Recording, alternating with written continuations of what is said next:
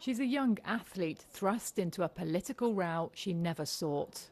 When sprinter Svetlana Tychanovskaya publicly criticised her coaches at the Olympics, they tried to force her back to Belarus. She refused. Speaking to the BBC from Tokyo, she said she was now scared for herself and for her family. I can't go back to Belarus now, of course. It's definitely not safe for me.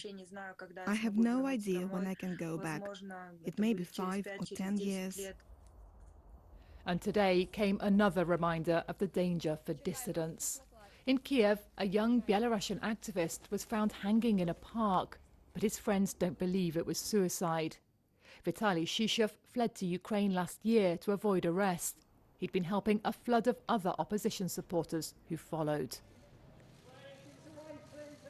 The opposition leader, Svetlana Tychanovskaya, is in forced exile herself. Well, we're very, very pleased. I'm very pleased. She's been in London, part of a tour seeking international support. She wants tougher measures, more sanctions against Alexander Lukashenko, the man she tried to topple as president. This is our pain, Belarusian pain.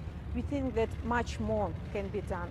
Much more pressure, much more assistance, braver decisions, stronger actions.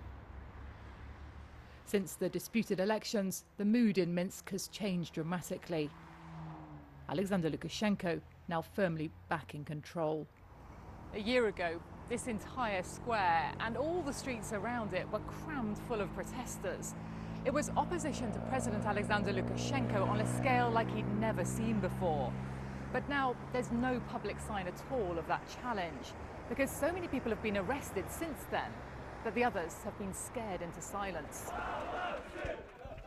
Maria Kalesnikova was one of the faces of the protests, touring the country, rallying mass crowds. Tomorrow she goes on trial, accused of trying to overthrow the authorities. I met Maria's father outside her old flat. Alexander hasn't been allowed to see her since her arrest last September. But Maria writes from her cell every day to reassure him. I know my daughter is not guilty, and she's so brave that I can't be anything but positive. She told me, whatever sentence I get, I'm ready for that. She writes to me all the time that we'll meet again soon, that everything will be okay. But Belarus today feels anything but okay. Even our meeting is being monitored from the shadows. Sarah Rainsford, BBC News, Minsk.